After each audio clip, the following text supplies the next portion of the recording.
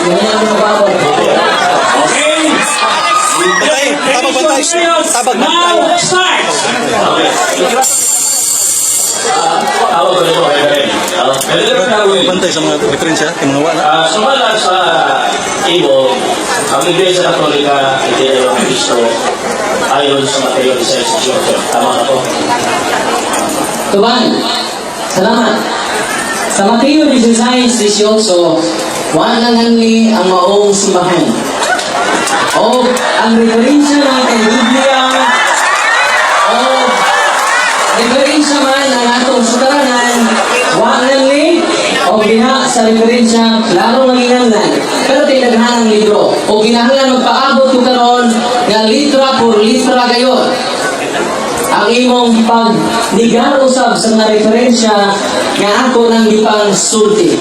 Kaya kung wa kay mahatag ng lain nga litra por litra nga dili si Kristo nagpabiling, nagbarog ang haligi nga usa.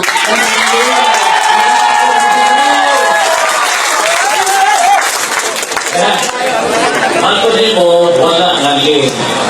Ako pa, kulurong ng Iglesia dito.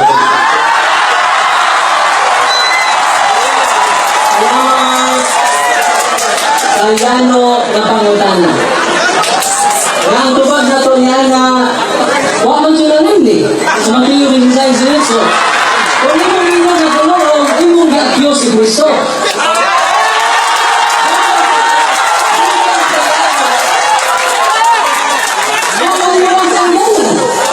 Iglesia lang na gisulti. Ayan akong punan. Ako rin makulurong tubong anak ko.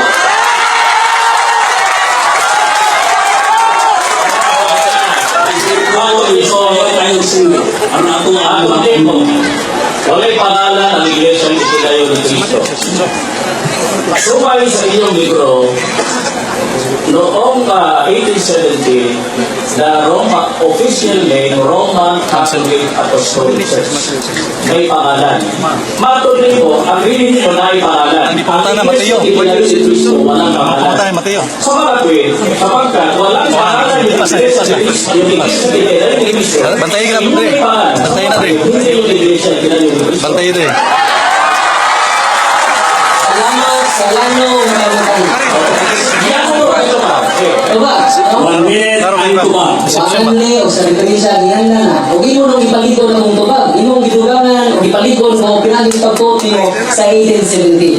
Pinaagis mo obispo ginanlan pero magpaabot jud karon. Kaya naa kay mabasa ang history niya. Base sa imong kaugalingon pagsabot pinangga na barba. Yung inyo may pangalan. Official name, Holy Roman Catholic Apostolic Church. Yung kay Cristo, sabi mo walang pangalan. Hindi kayo pa, hindi kayo kay Cristo sa iyo. Kasi may pangalan yun kay sa inyo, may pangalan yun kay Cristo. Wala. Sa Mateo, di sa Salamat. 1 minute. Sa'yo na kayo ng pagkutana. Ang tubag. Ay sabot sa mga. Ayaw ko nyo ito ang sa pagkasyon.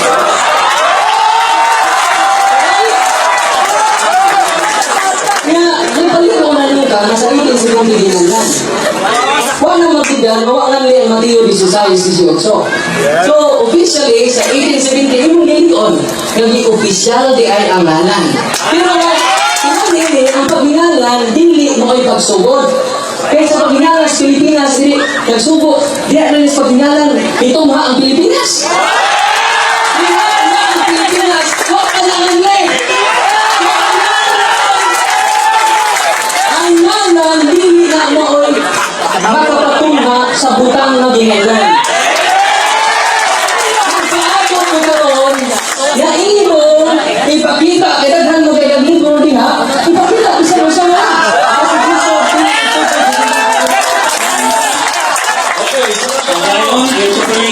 Hanggang pa ito, sabi ng pari ninyo, Mateo 16:18. And upon this rock I will build my church. This church cannot be other than the church of Christ.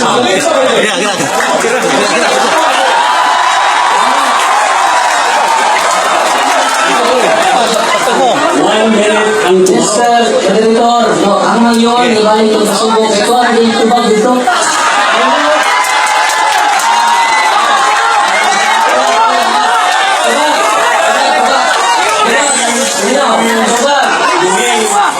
Ayos lang ang natin, no? We base our argument based on logic, not on emotion.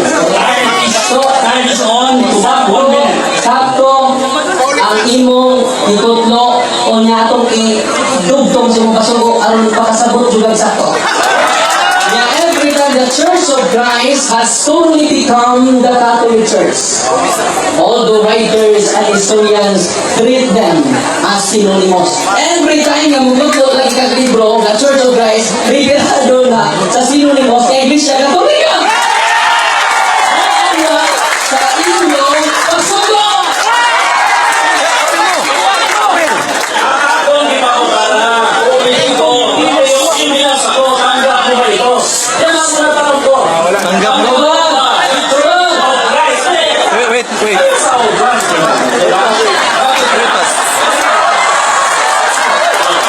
Sabihin niyo na yung piling nun? Wait, Pat. Hindi.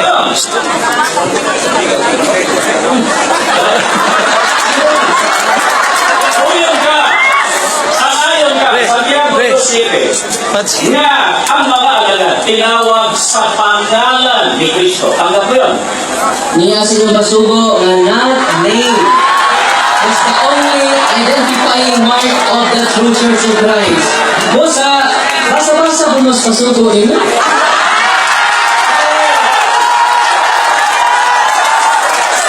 Dahil, mawala ni maghatag sa katakawan. Opinion karon gumikan sa pagbabag sa pari, gumikan sa pagtanga sa Riso. Akong ibabatid, wala din siya, nagtawag siya. Kaya kung sa libro, wala gamit pero kung hindi siya makahatag na ako. May bravo nito. Sa Kristo na Kristo, sa Kristo na Kristo. Kung nangalikon kayo kabaro, kung nakatumbra sa opinion lang.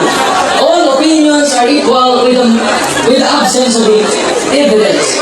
All opinions are equal. Patas ra ang tanang opinion kung baka higulitan ang ebidensya. Paano mo nakatang ang ebidensya? Kapaabot ko! Iwas na! Sumama sa tema, di mo gibasa ang mga referensya ng Catholic Church. Ang tanong mo, mabasa ba ang Iglesia Katolika Apostolika Romana sa Biblia?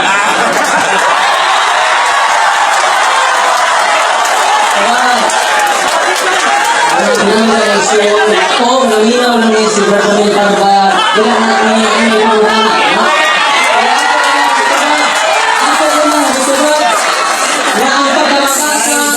Kind of public misbehave well.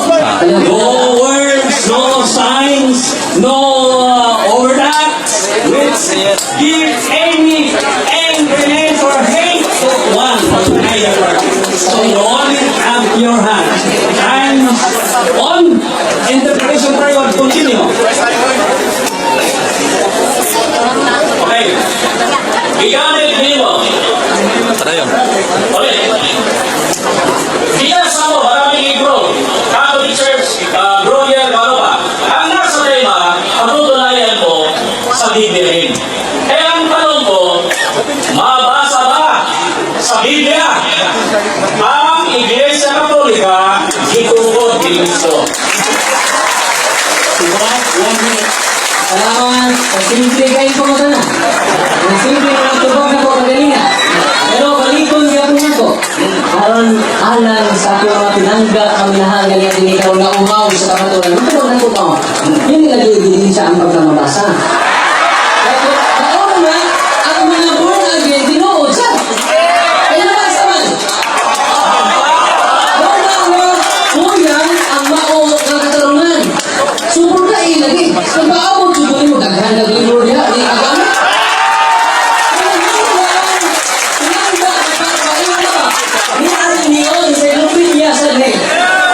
Roman Catholic Church, founded by Calpulano. Huli ang umaabot.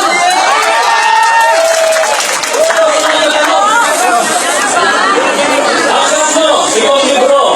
Ay, Oh, kena. ang wikang Katoliko sabihin ang kalahatan. Oh. Bagamat hindi ginamit ng Panginoon ang Kristo at ng mga apostol ang katagang ito. Ano ito? Oo na nga, ayun na ako ganyan na. Ayun na ako yun. Asong sitwasyon? Sitwasyon na to. Kaya ayun siya incomplete man. Ngayon din bagamat hindi ginamit ng Panginoon at ng mga apostoles. Yung period, kama mo eh. Oo na, matuloy. Magpagsabot. Palayo. Katagang ito ang diwa ng kanilang mga gawain at utos ay katolika o pangdaigdigan at pangkalahatan. Patay. Inyong gawing alagad ang lahat ng bansa. Ano siya na nalibasa? Kung nakakaroon ng kumplito, parang hindi ma-incomplete ba? Ay, kasi. Tandaan mo, ang sabi dito, saan ang galing ang Basta, katagang katoliko? diferensya dito. Ang unang gumamit ng katagang ito ay si Obispo Ignacio, Obispo ng Antioquia 107. Ang unang gumamit ng terminong katoliko, year 107 si Ignacio. Tanda mo lang o hindi mo tanda? Okay. Salamat tayo. At na yung tugutan parang huwag mo siya kapupo sa subject matter. So, palayin mo sila. Palayin mo sila. Magalagay! Okay, ako nga po eh. Way sapaw. Sa inyo mga giangkor, birong gitutlo ka ng Apostles' Creed, namang sunod rin. O pinang ibong bingon nga si Ignacio, 110 AD na suwat. No? So, obispo pa dyan. Nasayon ba mo nga si Ignacio, tinunan ni Juan Evangelista sa Ignacio, damo na nagkaroon ni Ignacio Silio.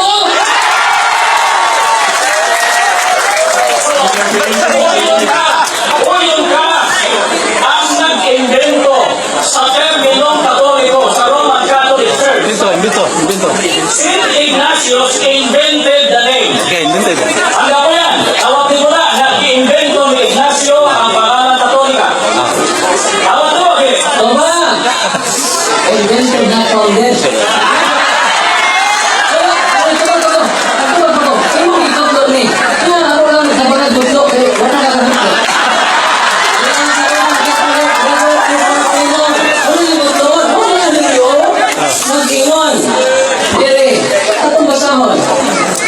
It was to stress the unity of the universal church that Saint Ignatius invented the name. Yatas na natin ba man? Ha? Yatas na ba? Sama ng face.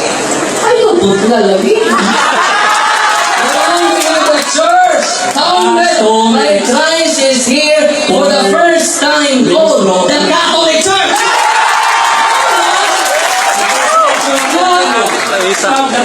Interpretation continue.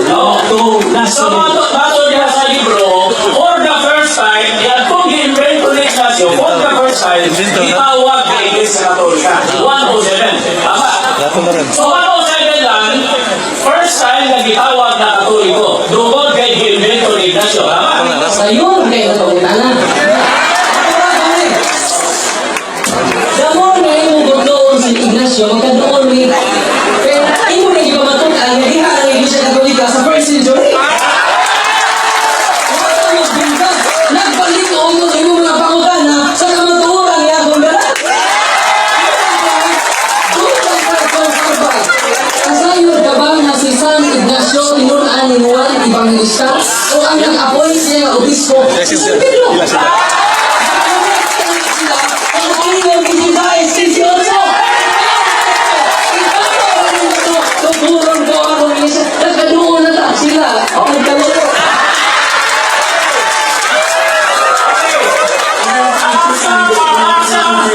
Saan mababasa sa Biblia na si Ignacio alagad